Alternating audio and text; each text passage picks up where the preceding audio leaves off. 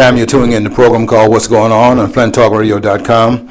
I'm George Moss, the host of the program, and we are delighted as always to have you out there in the listenership and the viewership of Flint's #1 podcast studio in Genesee County. I sometimes get that mixed up by saying my program is the #1 program in Genesee County, but that would not be true.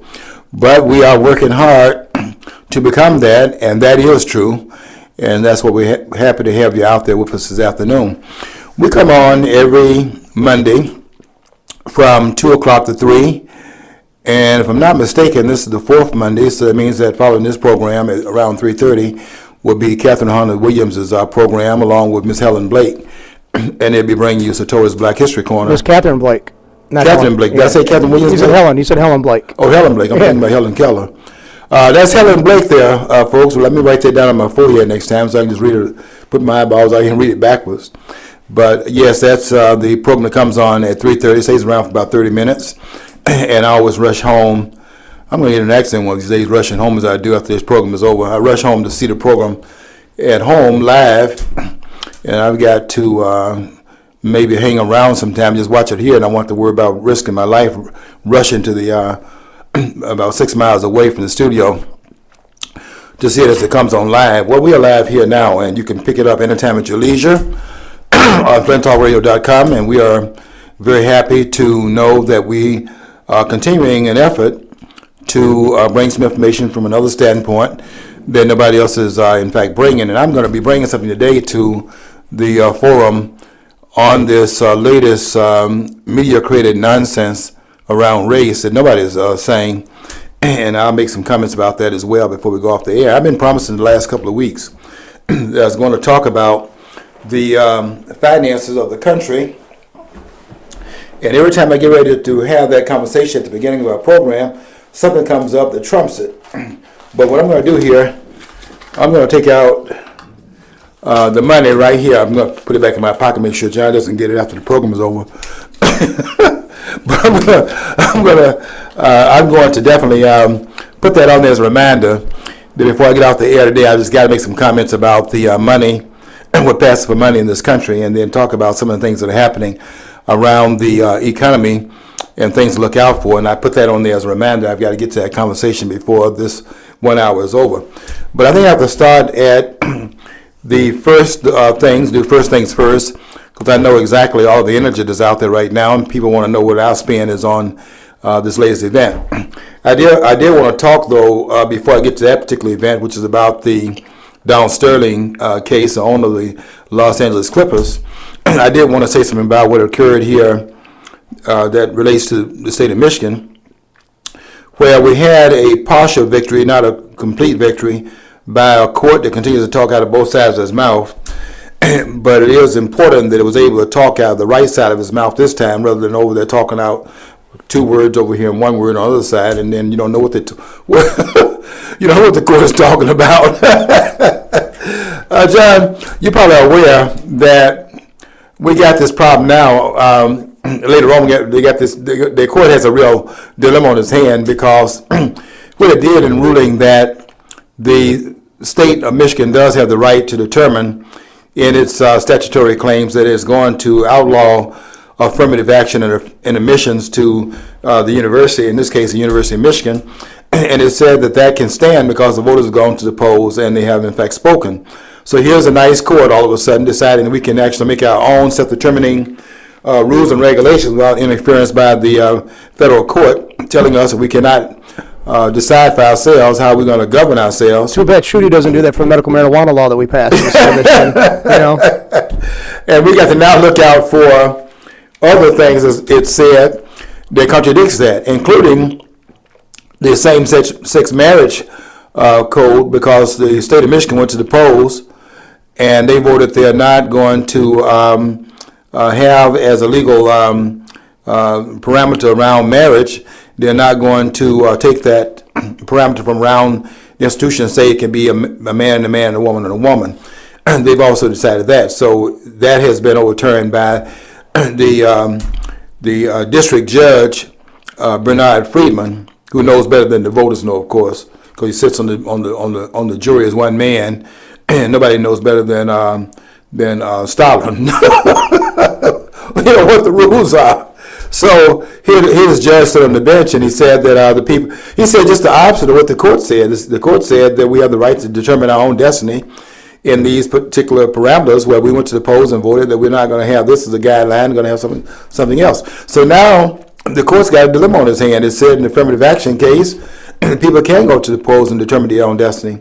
Now we got to appeal this other thing to the Supreme Court, whether or not the same people can go to the polls and say that in our state, we can't determine California's fate, can't determine what it is in some other states. But in the state of Michigan, the voters have decided that we can determine that we're going to maintain the tradition of what marriage is in this country, and it's been that throughout the world for 2,000 years. Even the Greeks, they always talk about the Greeks accepting homosexuality, which is not, the Greeks and the Romans allowed for it, but there's no acceptance of it, because Catullus, the famous poet, when he would skewer somebody, lampoon them or make mock them, he'd call them buggers and boys, which is, of course, a very vulgar reference to homosexual sex. So I mean, they never advocated equal status with their relationships. Matter of fact, they knew that they had to have males and females to reproduce. So I mean, there was never they never pushed that for an institution. No, that's ludicrous. Let me tell you, we can find a reference to it. And those of you out there, write this down. You professors out there, write this down. In Herodotus, whom the Greeks called the father of history, in his 9-volume work, I'm going to quote this. I'm going to quote this part. If this is wrong, it is not found as part of the of Herodotus' work. He wrote 9 volumes, and if it's not there, I'll tell you what I'll do. I'll give you $100 of 100. 100 of those $10. 10 of these. This is $10 bill. 10 of these, which is rapidly diminishing value as we speak. But you won't be getting any money. I don't bet unless I can win, unless I'm betting on some silly basketball game, which I won't be betting on basketball games anymore, because I won't be watching more basketball after what has happened over the last couple of days with Sterling. I've been turned off to basketball, but we'll get to that in just a minute. I want to talk about this ruling by the Supreme Court. And it went part of the way. It didn't go as far as I think it should have gone.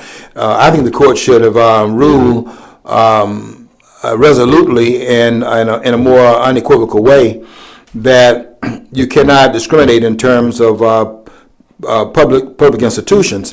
And what has happened, quite frankly, is that we've had a paradigmatic shift in the arguments that are being waged before the court without our actually being able to discern that's what's going on. For example, back in the 70s when they had the Bakke case out in California, the argument was whether or not the state could in fact voluntarily practice what is called affirmative action, which is a code word for discrimination against whites. And the court said that they can voluntarily do that in terms of the ruling was made in that case. But this is something very different here. In the state of Michigan, the question now becomes, can you compel a state to, in fact, engage in discriminatory conduct, which is a different kind of legal argument that nobody has picked up, but I'm kind of, I was a pre-law student, so I'm coming behind them and saying this is really what was the case in this matter right here. And the question was whether or not, when the voters say that they're not going to have that, then a different issue is on the table. And that is, can the state or the federal government, in this case is the court, can the state come behind the state and impose upon the states against their will to practice discrimination when the voters said otherwise? That's a different issue than in the Bakke case. And by the way, I have to tell you something. The guy that was in the Bakke case, his name was who became a medical doctor later on, by the way. His name was, and I'm going to think of it in a minute, but I don't want to stop the dialogue to have it come up. It's at the tip of my tongue, so to speak. But that person that went to took Bakke's seat did become a doctor and has now been put off of has now lost his license to practice medicine because of the injuries he was causing. So much for that argument over there, even in that case. But I'm not a person that has ever supported this idea that you ought to, in fact, have something of the merit in the place of going forward. And this idea you're going to import diversity as something in of itself, as if that has an educational purpose or some educational value, has not been borne out by any of the studies. Nobody seems to won't even produce any evidence that is in fact true. And the only person that's really been clear from day one on it is the book I brought here about the Justice Clarence Thomas. Clarence Thomas has been the clearest person on the court on this issue. There have been some others that's been voting down discrimination as well, but nobody's been clearer about it than Clarence Thomas. And when I was reading this, the last part of this one book I was reading last night, finally got it finished. I'm too ashamed to say what it is because I've been on this book for a while, and I should have finished a long time ago.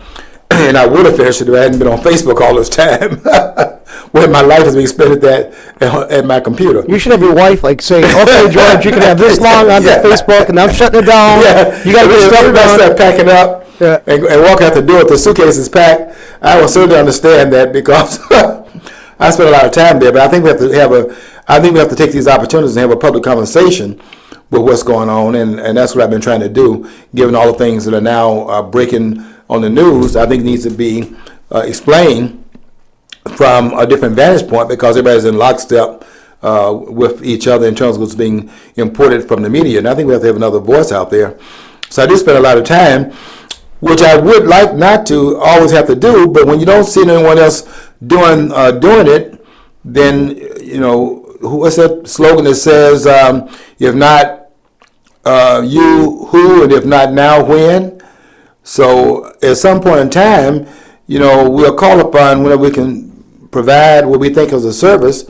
It's incumbent upon us to do that, and not to expect the other person to step up to the plate when we're up there trying to run and stand in the bleachers. And I'm not going to do that. And sometimes my time is placed in areas I would rather spend it somewhere else, but can only do that if the situation allows for that to happen. But I think we have to have some discourse about what's taking place in the world in which we must all live. And none of us going to get off the earth. I don't know if that's true or not, given the fact we're not talking about all these Martians down here. But I don't think we can go and get off the earth in a time soon. And not all of our planes going to disappear in midair like Flight 370. So we have to make a difference in the ways in which we can, and the places that we cannot make a difference doesn't mean we shouldn't try. And so I'm on that a lot. But Clarence Thomas is an all-American hero, and that's controversial to say, and I say it because it's true, and I could care less about how controversial it is. That is absolutely true. And I agree with our Shelby Steele, who I was reading last night in this book, has said that Clarence Thomas is the freest black man in this country. And I have to tell you something. After this situation out in Los Angeles with the Clippers, I can say that resolutely because all we saw out there was an indication of those blacks who are not free. Every last one of them was over there buck dancing, acting like they were saying something independent of everybody else. And it is easy to jump on the bandwagon when everybody is saying the same thing that you're saying, and it takes no courage in order to do that. And I'm not at all impressed with all this piling on that occurred in people that didn't even know what they were talking about, and still don't know what they're talking about because the media has not told them what they're supposed to be arguing over. All they told them was that the issue is racism. Then all these Johnny-come-latelys, the people that cannot do any independent thinking on their own, people that don't have a single independent thought, and if they did, the thoughts would cause their heads to explode. Because people do not, it's too many, it's amazing how many people act like they're nothing but trained seals. They can't do any thinking. And I knew, as I did in the Bundy case, I knew when we had a conversation going on that was not complete, I mean, did the tape run out? Is that what it was? When I saw 5 minutes of a conversation that ended so abruptly, I knew then I didn't have the complete story. And now it comes out that the other 9 minutes have been put online. I listened to that as well, and my mind was unchanged. What I said was what I said on my post today, and what I said on my post yesterday, because I did a 2-part series on it, is the same thing, because my mind has not been changed by the 9 additional minutes that was in fact told on that tape. And I want you to go back, those of you who think that you know what's on that tape because what the media is reporting, I want you to go back and listen to that tape again, because I'll tell you what's on that tape that you've not figured it out, and that is that this lady, this ex-girlfriend, who knew that she was history because they had put a suit in against her to recover what is alleged to be $1.8 million and some embezzlement had taken place in terms of another sum of money, and some cars were involved, maybe an apartment as well. But we know these men that look like Donald Sterling. I mean, this is not what's it, act to get ready to get married? This is not George Clooney. So look, when you got a person that looks like Donald Sterling, and you see a pretty girl around him that's young and attractive and all that, and this guy has called up his Viagra to have any kind of intimacy with anybody at his age, and that's once every 6 months. Even at that, even with all the medicine put in his body, and when you see that happening, then what do you look for? You look for the money, and how many fur coats she has in the closet, and how much rent he's paying, and the penthouse building she's living in. That's what that is about. And no woman, listen carefully, no woman around these wealthy men like that, using their looks to invite themselves into those persons' space, because what they're looking for is this mirage that you can recover your youth, this idea you can import your knowledge now back into the past and then do things back in that time period you couldn't have done when you didn't have all the understandings you have right now, and import that back into your time period that is now lost, and think you can do that because you can invite the youth into your life through another person, and through a peripheral way enjoy the moment through living it through the life of another person. Well, they take advantage of that. And no person naive can do that, because they know exactly what they're doing. This woman was very much aware of how to manipulate. They all are when they do things like that. And when you see a young woman around an older man, and he's taking care of her, believe me, this is a very erudite, very sophisticated, certainly not a naive person that knows exactly how to push all of the keys and open up all the doors, all of them leading to the bank account. So this woman is not naive. I want to make that point very clear. But when you go on that tape, what you see is this woman that is unable to understand what this man's objections to. And that's why she kept on diverting it away from what the objection was to. And we tried to explain his objection. She would always cut him off and get back to her agenda. That's what you missed out there. And I want to explain to you what's going on that tape. Because all you knuckleheads, and I haven't heard one person yet that's been quoted in the media that has made a single principled statement, not one. And we're going to talk about some of these people also who have been out there in this unprincipled position. And I do have some breaking news as well that I heard on the way to the studio. Is one of my contacts called me and told me something that I guess is something coming out later on today, if it in fact is true. I haven't verified it, but I'm going to share it on the air, and then I'll say that it's alleged, so you can go and see if it's going to be verified later on by the news media. But there might be some breaking news here, but I'll share it with you in a few minutes. What I'm saying right now, though, is that this tape needs to be listened to, and in that tape, what Sterling is saying. And he says it in the very first blurb that's quoted on the TMZ Sports News, which is one of the most despicable, I don't even know this news source.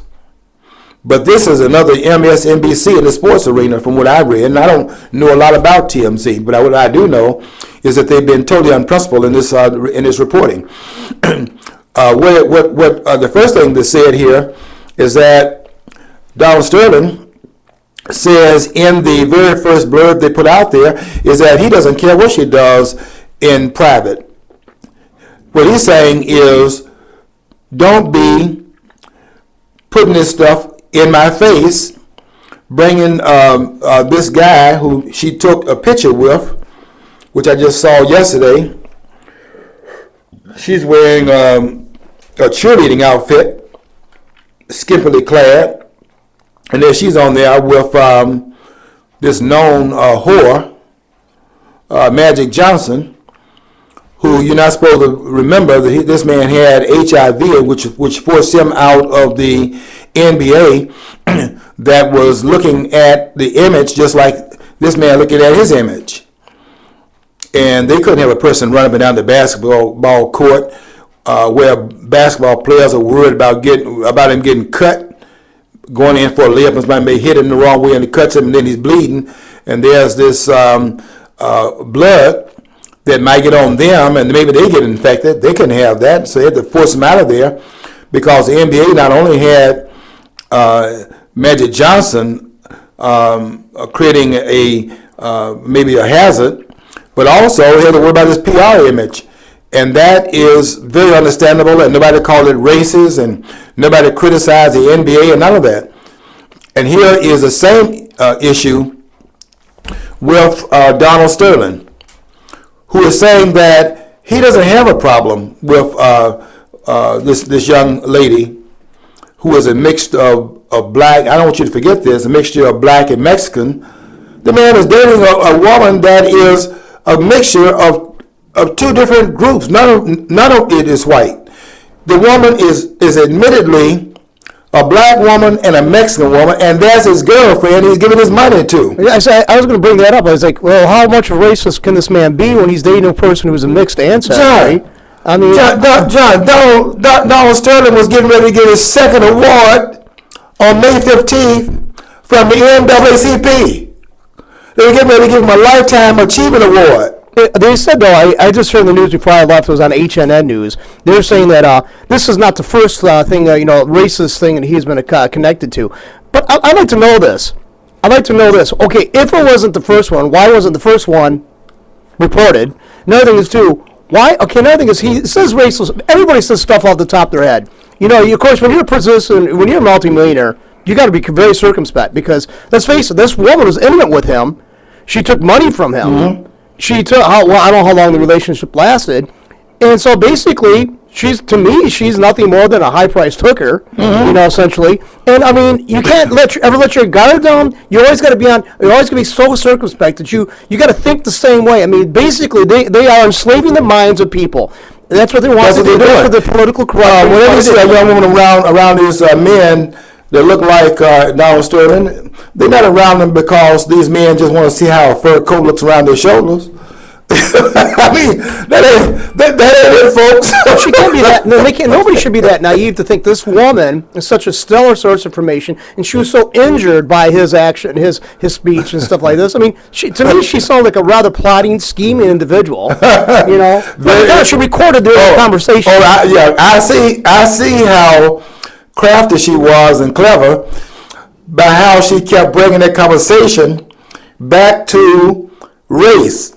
He is not talking about race. I know everybody thinks that he was the one that was so infected with race. That's not true. He was telling her that, and by the way, he never told her, don't be seen at no Los Angeles Lakers games and with Magic. What he was telling her was, don't come to my games in here with this stud.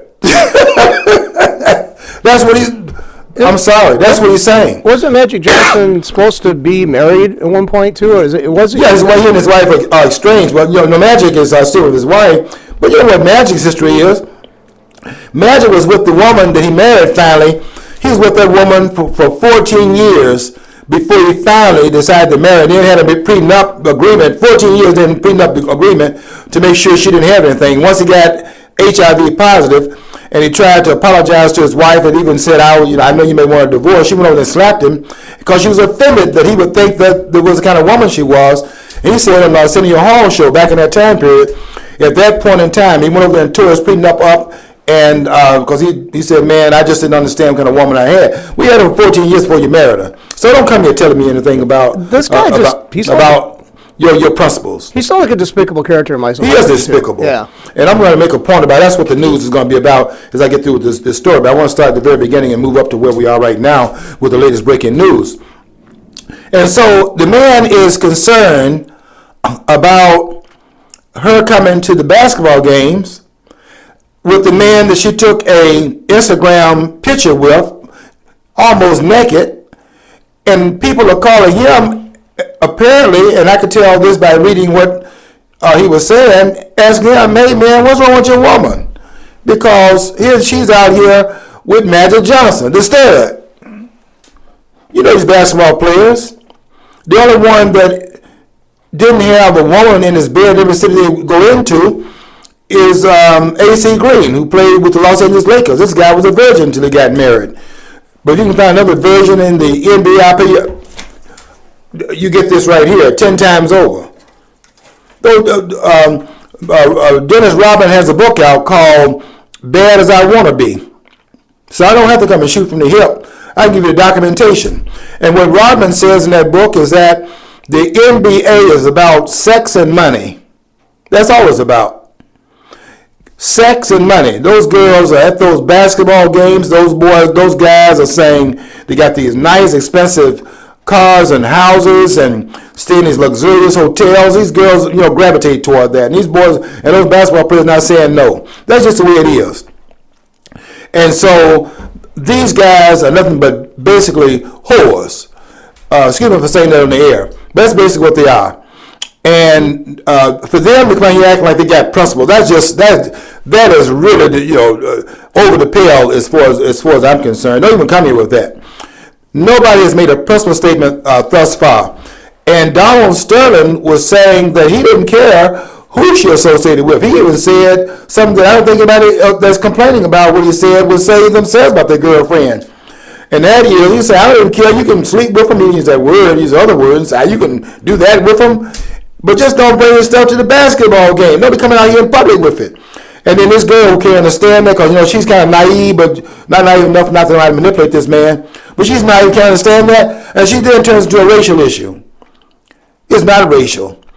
What he's talking about is keep that stuff behind closed doors. And in that tape, repeatedly over and over again, he is telling her about how the world operates. He's saying, look, I'm not trying to change the world. The problem is too big. This man is worried about how it looks out there for him, for his known girlfriend, to be coming to a basketball game in his stadium with Magic Johnson. Let me ask you how you feel about that. I'll tell you what I said on my wall today. And I asked some of you who are those who have a higher level of enlightenment. You're more enlightened than Donald Sterling. Let me see what your comment would be to your lady that's coming to a game, to a team that you own, and she's sitting in the stand at a basketball game where you're the owner, and she's sitting up there with Magic Johnson. You tell me how you feel about that and what you would say to her. I'll tell you what you would say. You wouldn't be saying what he said. You'd be saying, listen, and you get that B word in there. And you be telling her where it's at and tell her what she's not going to do and all of that. And if she says she was, then she's going to be from the slap track. I would agree. I mean, a person like Sterling, let's face it, he's a billionaire, multimillionaire. Mm-hmm. Let's face it, he's got the ego that, like you roll in all the ones you consider the big egos, like Donald Trump, and let's face it, he probably has an ego like that. You don't get where you're at without having an ego. And he's going to have that injured. He's acknowledging. He knows that she's a young person. Probably he's not satisfying her. She's got to move on and get something else. But she said, "Don't humiliate me." That's what he's saying. That's what he's saying, John. Yeah. John, that's throughout the tape. She kept bringing it back into the racial narrative. She knew exactly what Sterling was saying. She was trying to make it look like, because she was taping this. He didn't know it was being taped. He couldn't understand why she kept bringing it back there. He said to her at one point, And if you think I'm making this up out there in the listenership and the viewership, go out there and listen to the tape for yourself. He says, you think I'm a racist, don't you? Because that's what she kept doing. He said, and you don't think I'm a nice guy. And he's telling her that in Israel, for example, because he brought up he's a Jew, and so he says, okay, in Israel, there are black Jews and the white Jews, and the black Jews are treated like dogs. He was trying to explain to her what he's trying to say here. It's not about him. It's about how other people are and the perception of how they look. If you come in the basketball game with another guy, they don't like that. They can't understand why she is dating him, and they know he's throwing money at her because it ain't his looks. This is not George Clooney, and they know money's being exchanged here. And what is she doing over there with Magic, who probably is taking her to the store and getting it free, and this man paying for it. He telling her, don't do that. Don't come in public. Now, I tell you what she did to make it seem like it's about race. Well, would you have a objection if I came to the game, listen to this now, with Larry Bird? Folks, that ain't what he was saying, and she knew it. She brings up Larry Bird. I wish she had brought up A.C. Greenwood and to see what he would have said. But no, you're not going to bring that up. She want to bring up Larry Bird because she's trying to make this into race. And he's trying to explain. Now, when she said, well, would you object if I brought Larry Bird here? It is interesting on that tape because Donald Sterling never responded. The man is so stunned, you can hear it in the pause. The man is so stunned that she would think that this is about one guy or another guy. It's about coming to the game, that he is the owner of the club and sitting in the stand. Everybody knows that's his girlfriend. And you're going to come in there with Magic Johnson, who ought to be over there with his own team. Well, another thing is, if she knows he's got AIDS, like 90% of the known world does, why is she even possibly risking herself get infected by this individual? Because that conversation took place on the 9th of April, and she knows that relationship now, and that tape indicates it, she knew that relationship was coming to an end. And what she's doing right now is setting this guy up. John is in that tape. If they listen to it, I went to that tape twice and listened to that tape. Nobody can tell me what's on that tape that I don't know. I opposed this when they did this with Linda Tripp, did this to Monica Lewinsky, and I couldn't stand Clinton. Okay, but she acted as a friend to Monica Lewinsky and got her to say stuff on tape. She recorded the phone conversations. I think that's abhorrent. Okay, I don't think Monica Lewinsky was this naive, innocent girl. Okay, I'm not going to say that. She knew what she was doing. She was, offering her oral services to the President of the United States. Okay, to tape record a private conversation. Now, this is not a deposition, mind you. I think this is abhorrent. I think this is entrapment. I think this I said that back then. I think it's BS that they get away with this. I don't see how they could sleep at night doing this to somebody. And this woman now trying to act like a victim, and she's actually kind of victimizing that man. Sterling's being victimized. Yeah, John, this thing that we're dealing with now, and it's going to be a major problem. It is a problem already. And that is, we have, as I said in this post, the second of the series that I wrote was called Barbarians Inside the Gates.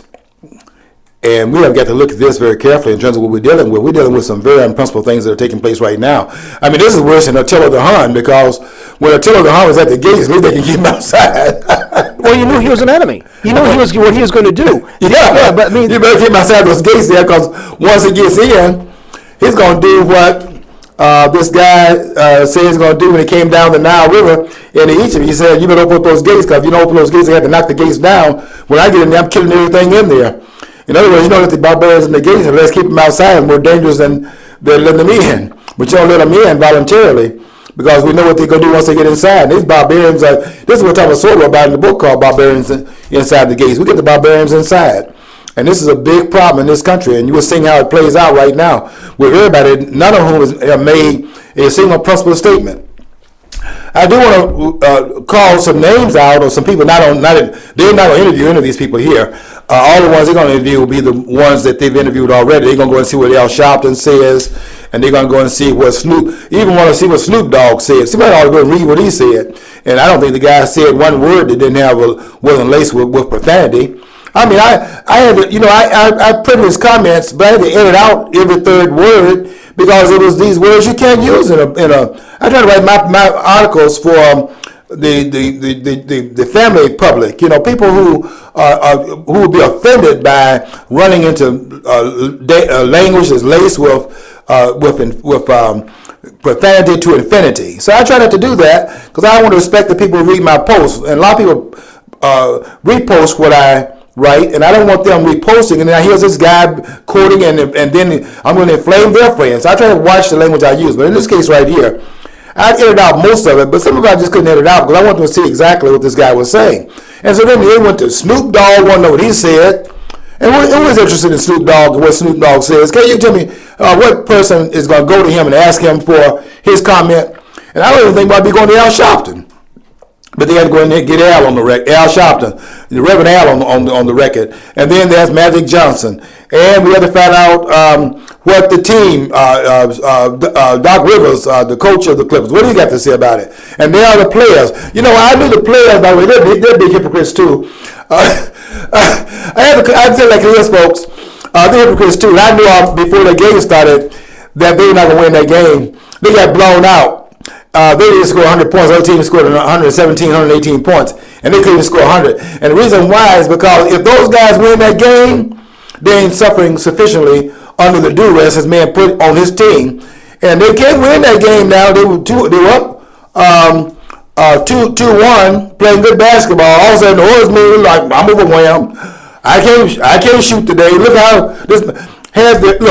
These are adults. Have the shirts turned inside. These are adults, people, have their shirts turned inside out. Some other teams not even involved. They wearing black socks. That was the name of a baseball team. The Red Sox, the Black Sox. Well, here's a basketball team. Here's a basketball team now. They got black socks. Don't even play baseball. And then batting cleanup is Al Sharpton.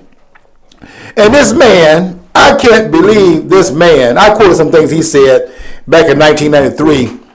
And also what he said at one of the universities. Now this guy's saying this over a microphone. Here's this man, Sterling, is saying this in a private conversation, don't even know he's being taped.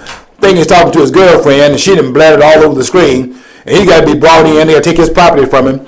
And then here's Al Sharpton in public talking about Greek and call them all these names, the H word, you know what I'm saying here, it wasn't heterosexual, but the other word. And this man is doing all kinds of things, calling one guy called Dinkins the N-word. I use the N-word on the air, but if I'm not on the air, I'm going to use the real word because there's a lot of words that start with N. And this man called one guy that's the F word, F-A-G, that word. And this man has a television program on MSNBC in prime time. And he's out here talking about he's going to lead a march against the Clippers, the NBA, if they don't deal with this man immediately. Folks, these are barbarians. Now, you can't see that they're barbarians inside the gates because they're not asking, as they would do in Saudi Arabia, for a person to be beheaded. That's not what they're asking for. What they're asking for is that they behead him from his headquarters. In other words, beheading is not to be in gory blood, because if they do that, then we can see the barbarity of what they're calling for. No, they just want to take his property. That's their barbarity. And you're not supposed to see that there's a barbaric mindset, a punitive mindset in back of it. And everybody that jumps out there on it has gone to the school of barbarism without being identified as such. And that includes this one guy who never says anything about any social and political matters, and that's Michael Jordan, who was criticized in the book written by Roden, where he's confused. Roden wrote a book called $40 Million Slaves. He can get over his victimization. He could have written a much better book. The book makes some points, in ways in which he doesn't understand and make some points. And stuff also he's talking about is a bunch of nonsense. Because he's a victim also. This guy, these people making all this money, want to climb on some victimization rock. But in the book called $4 Million Slaves, he was chastising Michael Jordan for not saying anything.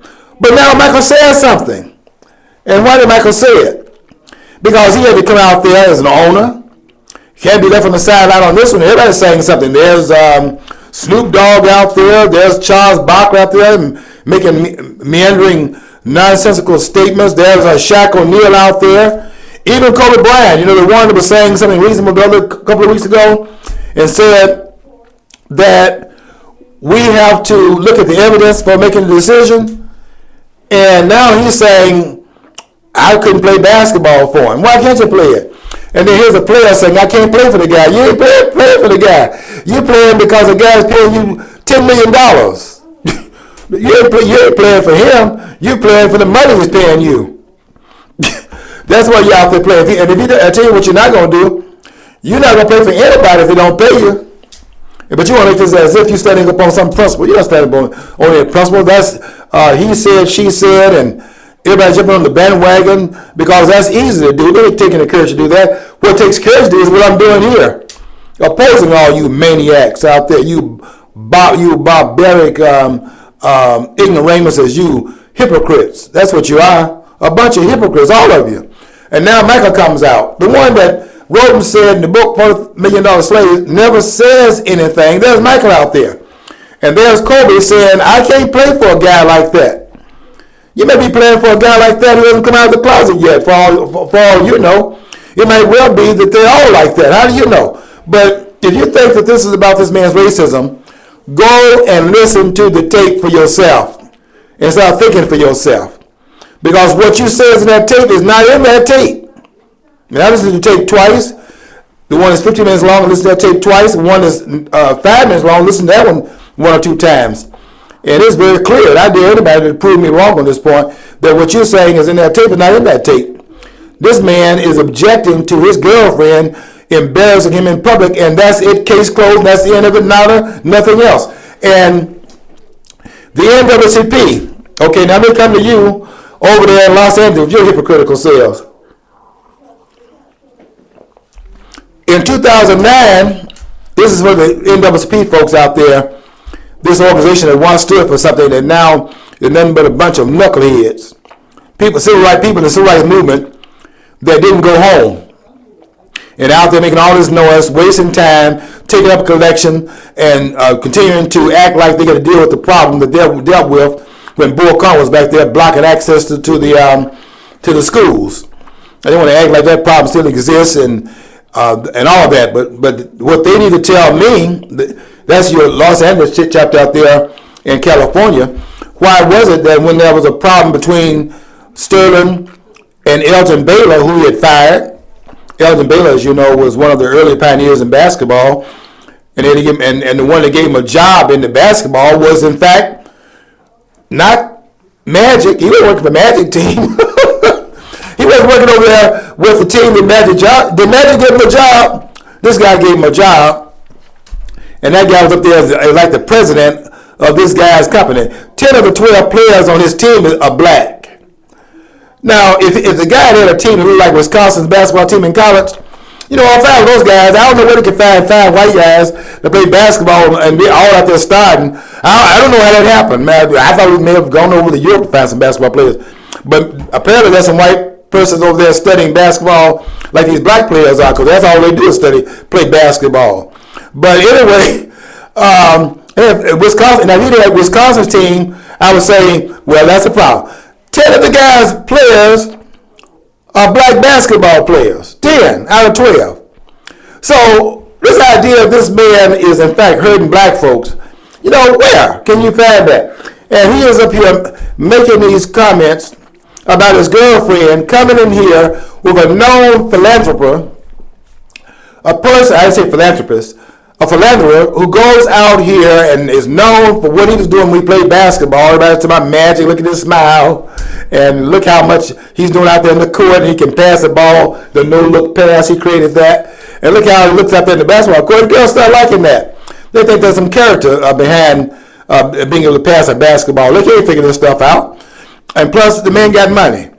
And he's not a bad-looking guy. He got a smile that lights up the world. He got a TV show because of his smile. The man's Uncle Herod talking about, there were some words that the man was using on the air that people said, does he think that's a word? But, he has a $1 million smile. Let me give him a late-night show where the man is basically illiterate because he went to Michigan State, so that explains some of that. He didn't go to the University of Michigan. I want to make that clear. But this is the kind of thing that they do. They get out here making these statements like they're so refined and they don't have no problems and Lord, I'm coming, I'm perfect, and when do I get my crown in heaven? And now you're crucifying this man for doing things that they're saying he didn't do. And this woman was trying to get him to say stuff. She kept bringing it back to race. And he's trying to talk about image. He tells her, I don't care what you do in private. Do anything you want to. Have anybody over you want. Mess with anybody you want to. Even get intimate with him if you want to. I don't care about that. Just don't throw it up in my face. What part of that did she understand? Well, she understood all of it. And that's why she kept him from talking about what he's talking about. And he said, when he got ready to explain it, she did her best to shut him down. Go look at the tape. It's in the tape, folks. They didn't want to talk about this. They didn't want to talk about the fact that the woman, at the time that she was doing this, they had a suit in. The wife has a suit in because Donald Sterling not divorced from his wife. His wife is suing this lady to recover some of the things that she took. $1.8 million. Maybe some of those funds got to be returned. It should be on her shoulders. Maybe a couple of cars. She could drive those cars.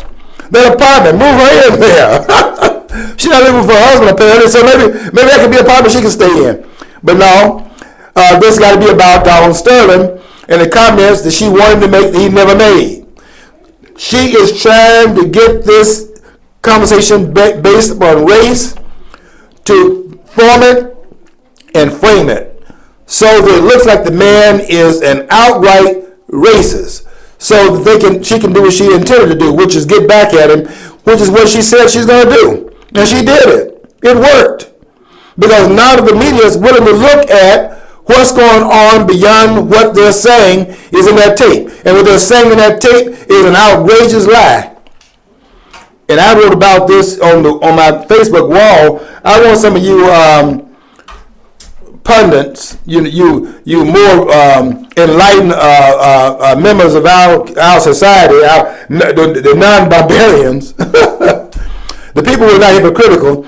I want you to go on my wall and tell me where I erred and where I wrote and what was a 4-page commentary upon this situation. I want you to point out, if you can, which I know already you can't, show me where I erred in a single sentence of what I wrote online today, because I put my stuff out there in public, and I dare you to come up there.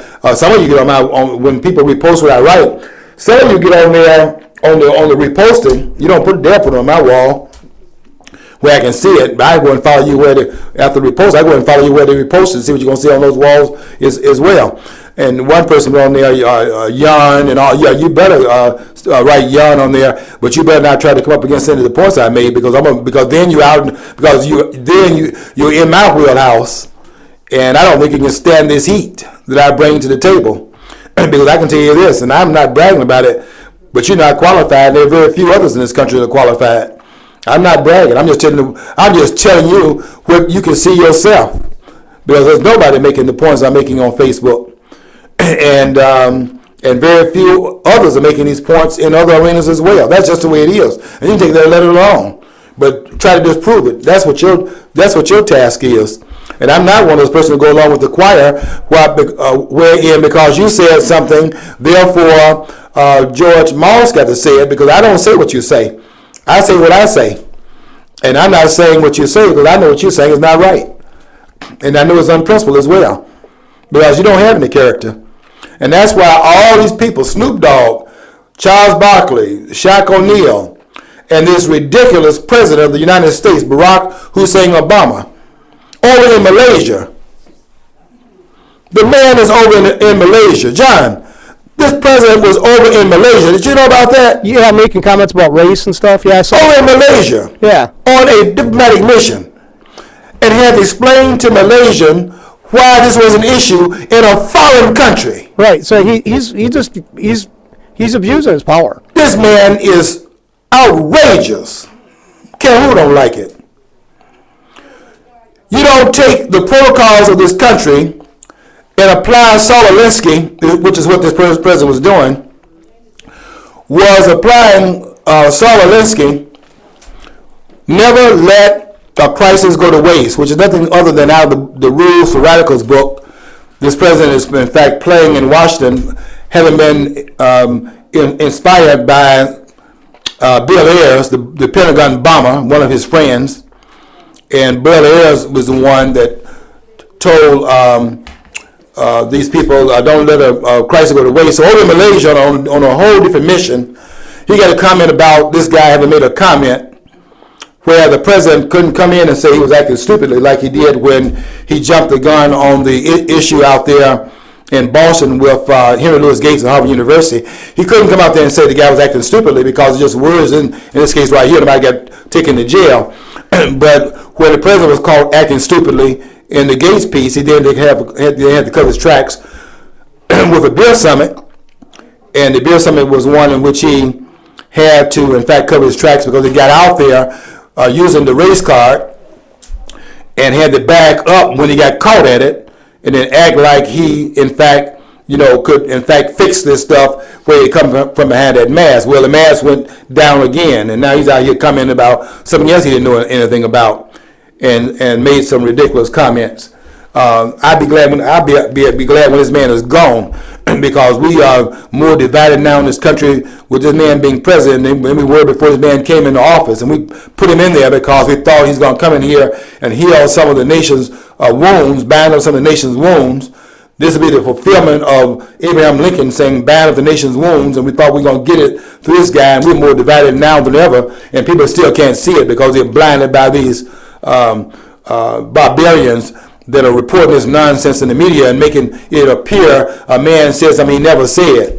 And yet the tape is out there for people to see if they go look at it. But they're not interested in doing that. They want to make the case that this is all about this man's racism and all things like that. And now the latest report is that the NAACP in Los Angeles has now withdrawn. How did this happen?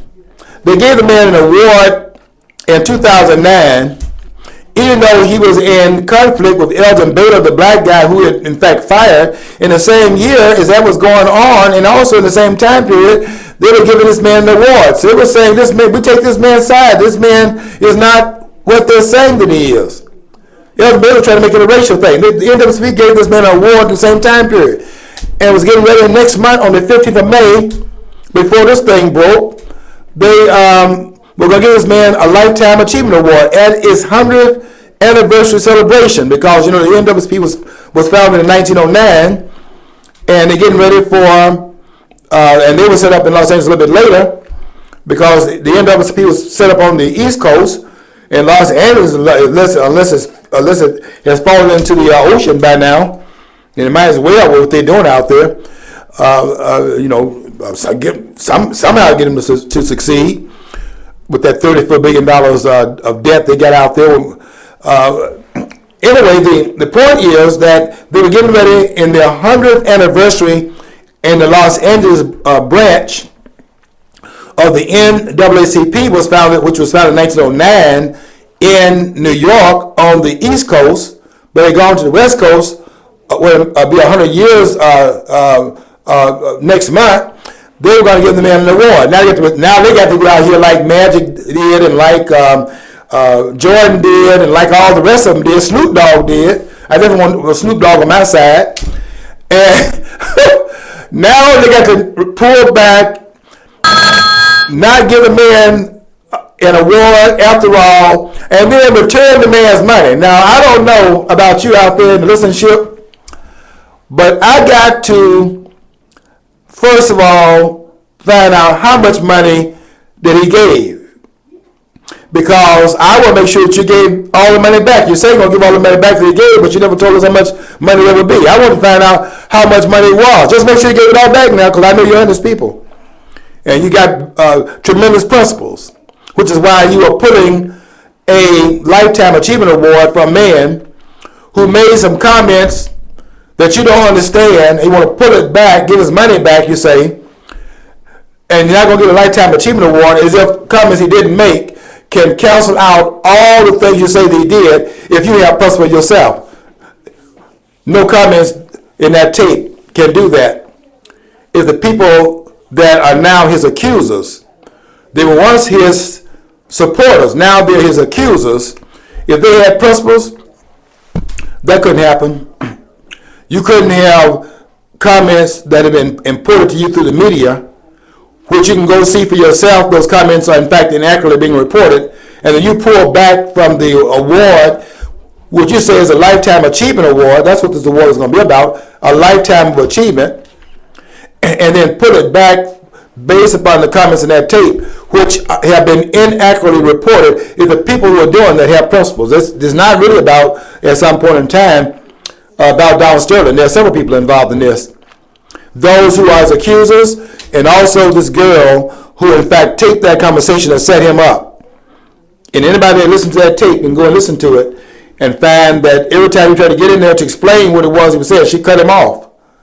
Because she didn't want to have his face put on what it was he was saying. She wanted to put her own spin on it in terms of what she wanted it to be. And she kept importing race into the conversation. When he's talking about PR, how that looks in public to other people, how people were calling him up because his lady was out there wearing all the clothes he put on her back, coming from a penthouse that he was paying for, probably riding one of those Jaguars or some other fine car he was paying for, and at a game of a team he owns, sitting with a guy who's a known philanderer, and he's saying, do that in private.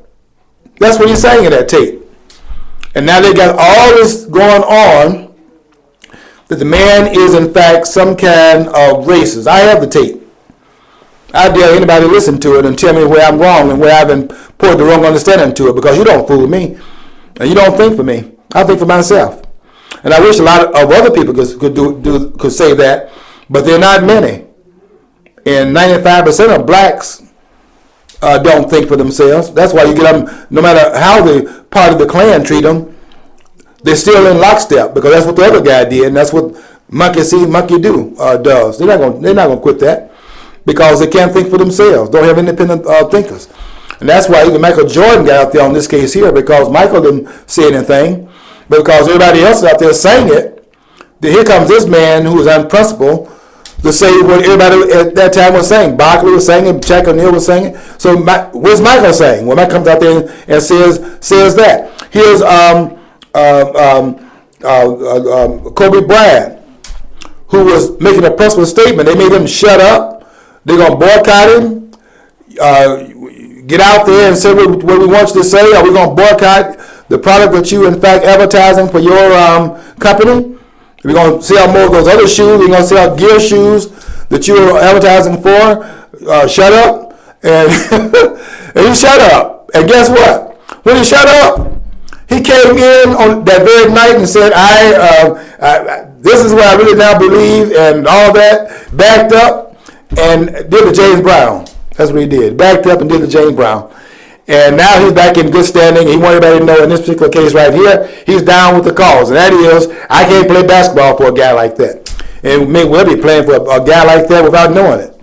Because if this is what your objection to, there are a lot of folks who feel that way in terms of don't come in no game with my lady, or don't have my lady in a game on the arm of another man. I think that's what we all feel. I'm a man. We all feel that way. All right, I'm out of here, because I can tell you right now, I wrote about this on my wall on Facebook. I dare anybody to come behind me and say anything other than what I said. And in the end, I'll be proven right by history, and I don't need the endorsement from anybody else, because I know that in history I'll be proven correct. Okay, let's get out of here, because we got the other show coming on at 3:30. Don't forget to stay around for Satura's Black History Corner. I have to rush home doing 99 miles an hour to see it live. Until next time, I want you to follow your dream, because if you don't follow your dream, you'll never know what's on the other side of the rainbow.